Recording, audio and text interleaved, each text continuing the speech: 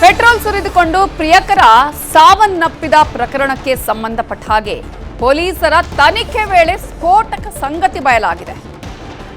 Cinema style ಅಲ್ಲಿ propose ಮಾಡೋದಕ್ಕೆ ಹೇಳಿ ಯುವತಿಯೇ ಕೊಲೆ ಮಾಡಿದ್ದಾಳೆ. ವೆಸ್ಟರ್ನ್ ಸ್ಟೈಲ್ ಅಲ್ಲಿ ಪ್ರಪೋಸ್ ಮಾಡಬೇಕು ಅಂತ ಹೇಳಿ ಪ್ರೇಮಿಗೆ ಬೆಂಕಿ ಇಟ್ಟಿದ್ದಾಳೆ. ಕೈ ಕಾಲಿಗೆ ಹಗ್ಗ ಕಟ್ಟಿ ಕಣ್ಣಿಗೆ ಬಟ್ಟೆ ಸುತ್ತಿ ಆತನ ಮೇಲೆ ಪೆಟ್ರೋಲ್ ಸುರಿದು ಬೆಂಕಿ ಹಚ್ಚಿದ್ದಾಳೆ. ವೆಸ್ಟರ್ನ್ ಸ್ಟೈಲ್ನಲ್ಲಿ ಅರೆಬೆತ್ತಲಾಗೋದಿಕ್ಕೆ ಈ ಯುವತಿ ಹೇಳಿದ್ಲಂತೆ. ಈ ರೀತಿಯಾಗಿ ಪ್ರಪೋಸ್ ಮಾಡಬೇಕು ಅಂತ ಹೇಳಿ ಯುವಕನಿಗೆ ಕೈ ಕಾಲಿಗೆ ಹಗ್ಗ ಕಟ್ಟಿದ್ಲು ಈ ಯುವತಿ ಪ್ರೇಮ. ಈ ವೇಳೆ ಯಾಕೆ ಇಷ್ಟು ಟೈಟ್ ಆಗಿ ಹಗ್ಗ ಕಟ್ತೀಯಾ ಅಂತ ಆ ಪ್ರಿಯಕರ ಕೇಳ್ತಾನೆ. ಆಗಾಕೆ ಹೇಳ್ತಾಳೆ ಇದು ಫಾರಿನ್ ಸ್ಟೈಲ್, ವೆಸ್ಟರ್ನ್ ಸ್ಟೈಲ್ ಅಂತ ಹೇಳ್ತಾಳೆ. ಬಳಿಕ ಪೆಟ್ರೋಲ್ ಸುರಿದು ಬೆಂಕಿ ಹಚ್ಚಿದಾಳೆ ಯುವತಿ. ಈ ಘಟನೆಯ ದೃಶ್ಯವನ್ನ ಆಕೆಯೇ ತನ್ನ ಮೊಬೈಲಲ್ಲಿ ಸೆರೆ ಹಿಡಿದಿದ್ದಾಳೆ. ಸದ್ಯ ಕೊಲೆ ಮಾಡಿರುವ ಮಾಹಿತಿಯ ಹಿನ್ನೆಲೆಯಲ್ಲಿ ಯುವತಿಯನ್ನ ವಶಕ್ಕೆ ಪಡೆದು ವಿಚಾರಣೆ ಮಾಡುತ್ತಿದ್ದಾರೆ ಪೊಲೀಸರು. ಬ್ಯಾಡ್ರಹಳ್ಳಿ ಪೊಲೀಸರಿಂದ ಯುವತಿಯನ್ನ ತೀವ್ರ ವಿಚಾರಣೆಗೆ ಒಳಪಡಿಸಿದ್ದಾಳೆ. ಕಿರಣ್ನ ಕೊಲೆ ಮಾಡುವ ನಿರ್ಧಾರ ಮಾಡಿನೇ ಆಕೆ ತನ್ನ ಮನೆಗೆ ಕರೆಸಿಕೊಂಡಿದ್ಲು. ಇಬ್ರು ಪರಸ್ಪರ ಪ್ರೀತಿ ಮಾಡ್ತಿದ್ರು ಅಂತ ನಾರ್ತ್ ವೆಸ್ಟ್ ಡಿಸಿಪಿ ನಾಗೇಶ್ ಹೇಳಿಕೆ ಕೊಟ್ಟಿದ್ದಾರೆ. ಇತ್ತೀಚೆಗೆ ಕಿರಣ್ಗೆ ಪ್ರೇಮನ ಆಕೆಯನ್ನ ಅವಾಯ್ಡ್ ಮಾಡ್ತಾ ಇದ್ದ. ಇದೇ ಕಾರಣಕ್ಕೆ ಇಬ್ಬರ ಮಧ್ಯೆ ಜಗಳ ಆಗ್ತಾ ಇತ್ತು. ಅವಾಯ್ಡ್ ಮಾಡ್ತಿದ್ದಾನೆ ಅಂತ ಹೇಳಿ ಕೊಲೆ ಮಾಡೋದಕ್ಕೆ ಆಕೆ ಪ್ಲಾನ್ ಮಾಡಿದ್ದಾಳೆ. ಈ ಪ್ರೇಮ ಮತ್ತು ಮೃತ ಕಿರಣ್ ಇಬ್ಬರು ವೊಡಾಫೋನ್ ಒಂದು ಕಚೇರಿಯಲ್ಲಿ ರಾಜಾಜಿನಗರದಲ್ಲಿ ಹಿಂದೆ ಕೆಲಸ ಮಾಡ್ತಿರ್ತಾರೆ ಮತ್ತು ಪರಸ್ಪರ ಪ್ರೀತಿ ಮಾಡ್ತಿದ್ದರು ಅಂತ ತಿಳಿದುಕೊಂಡಿರ್ತಾರೆ. ಸೊ ಇತ್ತೀಚೆಗೆ ಅವರ ಒಂದು ರಿಲೇಷನ್ಶಿಪ್ಪಲ್ಲಿ ಯಾವುದೋ ರೀತಿಯ ಸಮಸ್ಯೆ ಆಗಿ ಸೊ ಈಕೆ ಕಿರಣ್ ಅನ್ನೋನು ಈ ಪ್ರೇಮವನ್ನು ನೆಗ್ಲೆಕ್ಟ್ ಮಾಡ್ತಿದ್ದಾನೆ ಅನ್ನೋ ಒಂದು ಫೀಲಿಂಗಲ್ಲಿ ಆತನನ್ನು ಕೊಲೆ ಮಾಡಲು ಈಕೆ ನಿರ್ಧಾರ ಮಾಡಿ ಇವತ್ತು ಮನೆಗೆ ಕರೆಸ್ಕೊಂಡು ಒಂದು ಕೃತ್ಯವನ್ನು ಎಸಗಿರ್ತಾರೆ. ಈ ಪ್ರೇಮ ಮತ್ತು ಮೃತ ಕಿರಣ್ ಇಬ್ಬರು ವೊಡಾಫೋನ್ ಒಂದು ಕಚೇರಿಯಲ್ಲಿ ರಾಜಾಜಿನಗರದಲ್ಲಿ ಹಿಂದೆ ಕೆಲಸ ತಂಗಿ ಹೆಂಗೋ ಕೆಳಗಡೆ ಸೇವ್ ಆಗಿದ್ದಾರೆ ಅಂದರು ಎಲ್ಲ ಜನ. ಸರಿ ಆ ಹುಡುಗನ್ನ ಕಾಪಾಡೋಣ ಅಂತ ಅಂದ್ಬಿಟ್ಟು ನಾನು ಬಂದೆ. ಮೇಲುಗಡೆ ಮನೆಗೆ ಬಂದು ನೋಡಿದ್ರೆ ಏನು ಕಾಣ್ತಾ ಇಲ್ಲ, ಫುಲ್ಲು ಬ್ಲರ್ ಆಗಿಬಿಟ್ಟಿತ್ತು. ಯಾರು ಹುಡುಗವನ್ನ? ಯಾರು ಜೊತೆಲಿ ವರ್ಕ್ ಮಾಡೋ ಹುಡುಗ ಸರ್. 2 ವರ್ಷದಿಂದ ಒಂದೇ ಕಂಪ್ನಿಲಿ ಇಬ್ಬರು ಗುಡ್ ಫ್ರೆಂಡು ಕೆಲಸ ಮಾಡ್ಕೊಂಡಿದ್ರು. ಅಂದರೆ ಕಂಪ್ನಿ ಮ್ಯಾನೇಜರ್ಗಳು ಹೇಳೋರು ಸರ್ ಇವ್ರಿಗೆ ಹೋಗಿ ಲಾಗಿನ್ ಮಾಡ್ಕೊಂಡು ಬನ್ನಿ ನೀವು ಅಂತ ಅಂದ್ಬಿಟ್ಟು ಹೋಗೋರು ಬರೋರು ಲಾಗಿನ್ ಎಲ್ಲ ಮಾಡ್ಕೊಂಡು ಬರೋರು. ಈ ಥರ ವರ್ಕಲ್ಲಿ ಇದ್ದರು, ಫ್ರೆಂಡ್ಶಿಪ್ಪಲ್ಲಿದ್ದರು. ಅದು ಬಿಟ್ಟರೆ ಬೇರೆ ಏನಿಲ್ಲ. ಲವ್ ಮ್ಯಾರೇಜ್ ಎಲ್ಲ ಏನಿಲ್ಲ ಸರ್. ಅವರು ಫ್ರೆಂಡ್ಸು ಸರ್, ಅಣ್ಣ ತಂಗಿ ಥರನೇ. ಅಂದರೆ ಒಂದು ಫ್ರೆಂಡ್ಶಿಪ್ಪು, ಒಂದೇ ಕಂಪ್ನಿಯೆಲ್ಲ ವರ್ಕ್ ಮಾಡೋದು.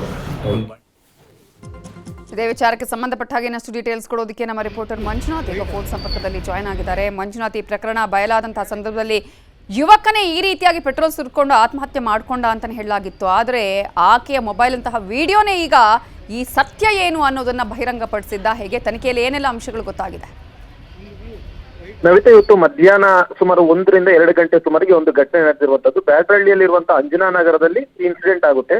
ಆರಂಭದಲ್ಲೂ ಕೂಡ ಅಷ್ಟೇ, ಯಾಕಂದ್ರೆ ಆ ಒಂದು ಯುವಕನೇ ಆ ಒಂದು ಯುವತಿಯ ಮನೆಯ ಬಳಿ ಹೋಗಿ ಪೆಟ್ರೋಲ್ ಅನ್ನು ಸುರಿದುಕೊಂಡು ಬೆಂಕಿ ಹಚ್ಕೊಂಡಿದ್ದೇನೆ ಅನ್ನುವಂಥದ್ದನ್ನ ಕೂಡ ಹೇಳ್ತಾ ಇದ್ರು. ಯಾಕಂದ್ರೆ ಅಲ್ಲಿನ ಸ್ಥಳೀಯರು ಕೂಡ ಅಷ್ಟೇ ಆ ಸಂದರ್ಭದಲ್ಲಿ ಅದೇ ಆಗಿದೆ ಅನ್ನುವಂಥ ವಿಚಾರವನ್ನು ಹೇಳಿದ್ರು. ಆದ್ರೆ ಪೊಲೀಸರು ಕೂಡ ಘಟನಾ ಸ್ಥಳಕ್ಕೆ ಹೋಗಿದ್ರು, ಪರಿಶೀಲನೆಯನ್ನು ಕೂಡ ಮಾಡಿದ್ರು. ಇದಾದಂತಹ ಬಳಿಕ ಆ ಒಂದು ಯುವತಿಯನ್ನು ಕೂಡ ಅಷ್ಟೇ ಈಗಾಗಲೇ ಪೊಲೀಸ್ ಠಾಣೆಗೆ ಕರ್ಕೊಂಡು ಬಂದು ಎನ್ಕ್ವೈರಿ ಮಾಡಿದಂತಹ ಸಂದರ್ಭದಲ್ಲಿ ಆ ಯುವತಿಯೇ ಆತನನ್ನ ಕರೆಸಿ ಕೊಲೆ ಮಾಡಿರುವಂತಹ ವಿಚಾರ ಕೂಡ ಅಷ್ಟೇ ಬಾಯ್ಬಿಟ್ಟಿದ್ದಾರೆ. ಇಲ್ಲಿ ಪ್ರಮುಖವಾಗಿ ಈ ಪ್ರೇಮ ಮತ್ತು ಕಿರಣ್ ಇವರಿಬ್ರು ಕೂಡ ಅಷ್ಟೇ ಸುಮಾರು 2 ವರ್ಷಗಳಿಂದಲೂ ಕೂಡ ಅಷ್ಟೇ ಪರಸ್ಪರ ಪ್ರೀತಿಯಲ್ಲಿ ಇರ್ತಾರೆ. ಒಂದೇ ಕಂಪ್ನಿಯಲ್ಲಿ ಕೆಲಸ ಮಾಡ್ತಿದ್ದಂತ ಕಾರಣಕ್ಕೋಸ್ಕರ ಇಬ್ರು ಕೂಡ ಅಷ್ಟೇ ಪ್ರತಿನಿತ್ಯ ಕಂಪ್ನಿಗೆ ಹೋಗುವಂತದ್ದು ಬರೋದು ಮಾಡ್ತಾ ಇದ್ರು. ಆದ್ರೆ ಇತ್ತೀಚಿನ ದಿನಗಳಲ್ಲಿ ಕಿರಣ್ ಏನಿದ್ದಾನೆ, ಈತ ಆ ಒಂದು ಪ್ರೇಮನ ಅವಾಯ್ಡ್ ಮಾಡಕ್ ಶುರು ಮಾಡಿದ್ದ. ಆ ಅವಾಯ್ಡ್ ಮಾಡಕ್ ಶುರು ಮಾಡಿದಂತ ಒಂದು ಕಾರಣಕ್ಕೋಸ್ಕರನೇ ಆ ಪ್ರೇಮ ಈತನನ್ನ ಕೊಲೆ ಮಾಡುವಂತ ನಿರ್ಧಾರಕ್ಕೂ ಕೂಡ ಬಂದಿರುವಂತದ್ದು. ಅದರಂತೆ ಇವತ್ತು ಮಧ್ಯಾಹ್ನ ಮನೆಯಲ್ಲಿ ಯಾರು ಇಲ್ಲ, ಮನೆಗೆ ಬಾ ಅಂತ ಹೇಳ್ಬಿಟ್ಟು ಕಿರಣ್ಗೆ ಫೋನ್ ಮಾಡ್ತಾರೆ. ಕಿರಣ್ ಕೂಡ ಅಷ್ಟೇ ತನ್ನ ಬೈಕ್ ಅನ್ನ ತಗೊಂಡು ನೇರವಾಗಿ ಪ್ರೇಮ ಮನೆಗೆ ಹೋಗ್ತಾರೆ. ಪ್ರೇಮ ಮನೆಗೆ ಹೋದಂತಹ ಬಳಿಕ ಆಕೆ ಆತನನ್ನ ವೆಸ್ಟರ್ನ್ ಸ್ಟೈಲ್ ನಲ್ಲಿ ನಾನು ಪ್ರಪೋಸ್ ಮಾಡ್ತೀನಿ ಅಂತಾನು ಕೂಡ ಹೇಳ್ತಾಳೆ. ಜೊತೆಗೆ ಆ ಒಂದು ಮಂಚೆ ಏನಿತ್ತು, ಮಂಚಕ್ಕೆ ಆತನ ಕೈಕಾಲುಗಳನ್ನು ಕೂಡ ಅಷ್ಟೇ ಕಟ್ಟಾಕ್ತಾಳೆ. ಜೊತೆಗೆ ನಗ್ನ ಸ್ಥಿತಿಯಲ್ಲಿ ಆತನ ಇರುವಂತೆ ಸೂಚನೆಯನ್ನು ಕೂಡ ಕೊಡ್ತಾಳೆ. ಇದೆಲ್ಲ ಆದಂತಹ ಬಳಿಕ ಮನೆಯಲ್ಲಿದ್ದಂತ ಸೀಮೆ ಎಣ್ಣೆ ತಗೊಂಡು ನೇರವಾಗಿ ಆತನ ಮೈ ಮೇಲೆ ಹಾಕಿ ಬೆಂಕಿಯನ್ನು ಹಚ್ತಾಳೆ. ಬೆಂಕಿ ಹಚ್ಚಿದ್ದಾದಂತಹ ಬಳಿಕ ಆತನೇ ಮನೆಗೆ ಬಂದು ಬೆಂಕಿ ಹಚ್ಕೊಂಡಿದ್ದಾನೆ ಅನ್ನುವ ಟೆಸ್ಟ್ನಲ್ಲೂ ಕೂಡ ಅಷ್ಟೇ ಒಂದು ಸೀನ್ ಕ್ರಿಯೇಟ್ ಆಗುತ್ತಲ್ಲಿ. ಆದ್ರೂ ಕೂಡ ಅಷ್ಟೇ ಪೊಲೀಸರಿಗೆ ಸಸ್ಪೆಕ್ಟ್ ಆಗಿ ಉಳಿಯುತ್ತೆ. ಯಾಕಂದ್ರೆ ಕ್ರೈಮ್ ಸೀನ್ಗೆ ಓದಿ ನೋಡಿದಂತಹ ವೇಳೆಯಲ್ಲಿ ಆತನ ಕೈಕಾಲುಗಳು ಕಟ್ಟಿರುವಂತಹ ಸ್ಥಿತಿಯಲ್ಲೂ ಕೂಡ ಅಷ್ಟೇ ಇರುತ್ತೆ. ಒಂದಷ್ಟು ಹಗ್ಗ ಎಲ್ಲವೂ ಕೂಡ ಅಷ್ಟೇ ಇರುತ್ತೆ.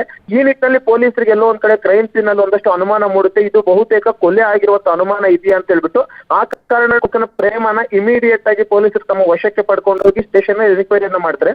ಎನ್ಕ್ವೈರಿ ಮಾಡಿದಂತಹ ವೇಳೆಯಲ್ಲಿ ಆಕೆ ಎಳೆಯಾಗಿ ಹೇಳಿರುವಂತಹದ್ದು ತನ್ನ ಇಬ್ರು ಕೂಡ ಅಷ್ಟೇ ಪ್ರೀತಿಯಲ್ಲಿಸಿ ಆದ್ರೆ ಆತ ಅವಾಯ್ಡ್ ಮಾಡ್ತಿದ್ದಂತ ಕಾರಣಕ್ಕೋಸ್ಕರ ಅದನ್ನ ಸಹಿಸೋದಕ್ಕೆ ಆಗ್ತಾ ಇರಲಿಲ್ಲ.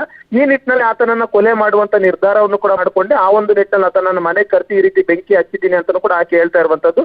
ಸದ್ಯಕ್ಕೆ ಆಕೆ ಅಷ್ಟೇನಾ ಅಥವಾ ಈ ಪ್ಲಾನಿಂಗ್ ಯಾರಾದ್ರೂ ಮಾಡಿದ್ರ ಅಥವಾ ಏನಾದ್ರೂ ಈ ಕೊಲೆ ಮಾಡುವಂತದ್ದು ಹೇಗೆ ಅನ್ನುವಂತ ವಿಚಾರ ಆಗಿರ್ಬೋದು ಅಥವಾ ಕೊಲೆಗೆ ಬೇರೆ ಇನ್ನೇನಾದ್ರೂ ಪ್ರೇರೇಪಣೆ ಯಾರಾದ್ರೂ ಮಾಡಿದ್ರ ಅನ್ನೋದ್ರ ಬಗ್ಗೆ ಕೂಡ ಅಷ್ಟೇ ಪೊಲೀಸರು ಮಾಹಿತಿಯನ್ನ ಸಂಗ್ರಹ ಮಾಡ್ತಾ ಇದ್ರೆ. ಸದ್ಯಕ್ಕೆ ಆಕೆ ಈಗಾಗಲೇ ಸ್ಟೇಷನ್ ಅಲ್ಲಿ ಇಂಟ್ರಾಗೇಷನ್ ಕೂಡ ಮಾಡ್ತಾ ಇರುವಂತದ್ದು.